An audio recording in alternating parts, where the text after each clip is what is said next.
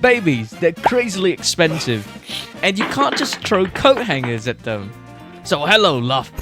With the advancement of robotics, perhaps we could offload such a burden to them and enjoy a nice rest on the rim.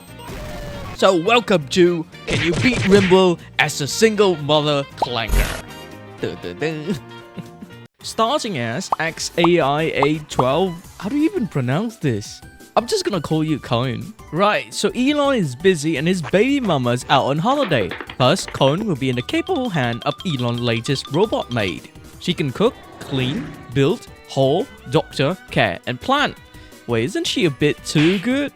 Do we really need the female genders anymore? Now, onto the base location. Thankfully, Elon left behind a geothermal generator for us.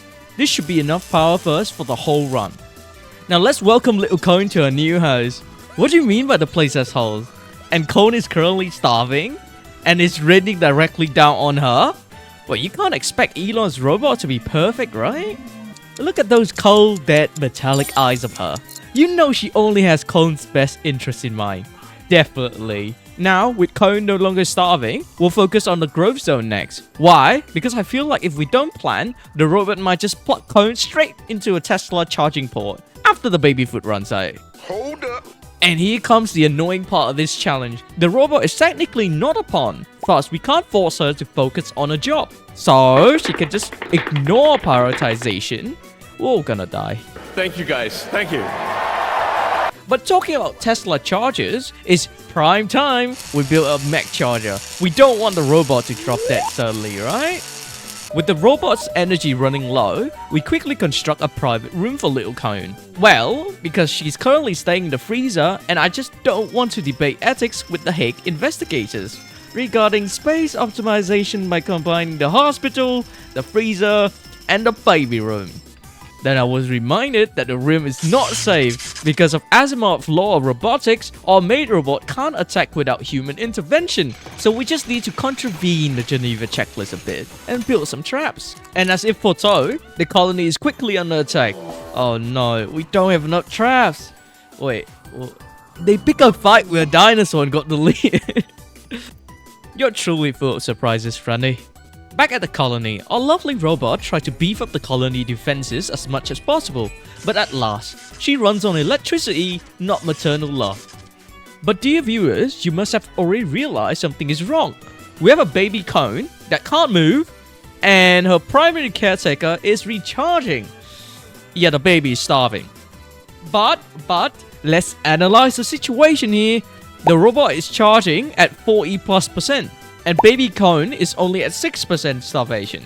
We should be able to survive this. Should we? Oh boy, it's at 51% malnutrition. It's a wee bit too close, isn't it? Oh, the robot's up. Let's go! This is really too stressful. Quick, go and feed Cone, please. But not long later, from a distant land, a raider arrives armed with a pistol. And without a perimeter wall, the raider could just happily walk into the base. Thankfully, I had the foresight to contravene the Geneva checklist, and the raider stepped onto 2 traps. But now we have an angry raider that's burning the base down. At that moment, as if her motherly instinct kicks in, our lovely robot puts the fire out and leaves the baby room. And she's rebuilding the traps in front of the raider? And the raider just gonna let her build the trap? What's going on here? Wait, the trap is up? Oh my god, the raider's gonna walk into it? Wow! This is easy. I'll take that as a hard lesson that we need a perimeter wall, so that's our next big project. I'll level the Amazon down if that means that we can get enough wood for the wall. We must keep the raiders out. Still, we have survived 15 days in the rim, despite the burden. I'm looking at you, Cone. So, the robot's gonna give you one last meal before the lights go out. Savor it, kid. The kitchen is closed for the next 3 days. Sure, starvation is there, but you know what our parent used to tell us? Starvation builds character, so just shrugs it off. After that, everything returns to normal, but on the 25th day, Randy sends us a group of boom rats. Randy, are you trying to destroy our food stockpile? We must deport all these rats outside of our wall. Now, let's put our hands together to celebrate Cone's reaching childhood. We can finally send her to the mine. Wait, what do you mean she can only do basic hoe and clean? Oh my god, this burden. You know, Cohen kissed your age during the Victorian period. We have already started contributing to the family. After being disappointed in Cohen, I decided to look back at the colony immigration policy. Perhaps I was being too harsh against the boom rat. I've decided we should be kind. Let them move closer to the wall and become meat shield in the future. Oh, and look at what we have here. Raiders. Perfect to test our volunteer wall defenders. And that goes about as I expected. Who would have thought 1v1ing explosive rats results in them blowing up in your face? Now Colin, as a child and an American, it's prime time for you to learn how to shoot. Just hold steady and fire! What a good shot. The fight's aftermath massacred a lot of my rats. But hey, Randy decided that Ratnocide should be rewarded with a semi-automatic rifle. Now remember that Asimov law robotics we talked about before? We can restart Rimworld's favorite pastime, a war crime.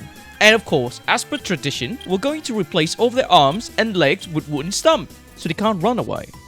As we redecorate me, the prisoner, to be closer to a stickman than a human, another group of unlucky raiders decide to give us a visit. The result is the same as sticking your PP into a jerry can and lighting up a fag, Darwin's law at its finest. And, as if to spit in the face of the raiders, the rat population quickly recovered by day 62. Wait, hold that spit. We're in big trouble. We're being raided by sidecasters. Let's zoom in. Not the homeless man, the other one. Let me explain how screwed we are to you.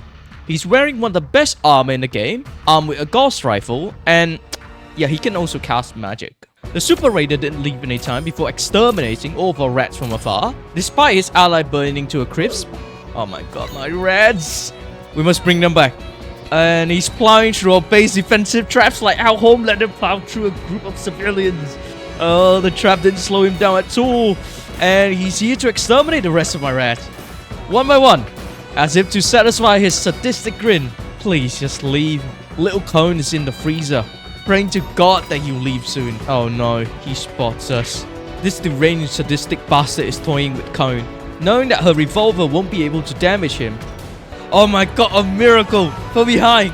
Your savior is here! The robot tackles him and wrestles his weapons away, with the raider engaging in melee combat with the robot. Cone is taking pot shot from behind, but the .44 Magnum round is simply too weak to pierce advanced armor. I think he's enjoying getting shot at, actually. Then, an idea came to my mind. Is this Randy's plan all along? The 7.62 AP round and the rifle? But hey, Randy decided that Ratnocide should be rewarded with a semi-automatic rifle. Pick up the rifle, Cone. Send this bastard to Kingdom Come. Fire! Avenge your rats! We got him, boys! Now let's execute this bastard! The base is damaged, but not destroyed. We can quickly rebuild. The raid was the hardest Randy could have thrown at us. But we survived. Well, mostly. Sure, Cone would probably have a lot of psychological problems. And you weren't just a single mother clanker anymore. You earned yourself a name. Thank you, Clara, for taking care of Cone. Well, I say the challenge is good as done here. If you watched this far, drop a like and subscribe. Recommend what I should play next. Bye!